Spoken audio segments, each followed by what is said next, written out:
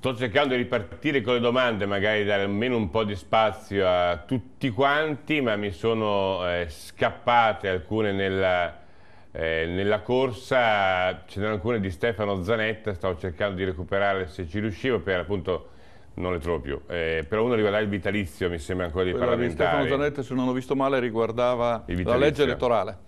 La legge Ah sì, elettorale. anche su Porcellum ce n'era una. Bene, io sono d'accordo di confrontarmi con gli elettori, sono contrario alle preferenze perché le preferenze richiedono grandi investimenti per chi si candida e rischiano di essere soggette a quelle manomissioni del voto che molto Quindi spesso... niente preferenze per Io lei. sono contrario alle preferenze, sono invece favorevole ai collegi uninominali come era nel 2001, quando i cittadini potevano scegliere direttamente tra i candidati che venivano proposti.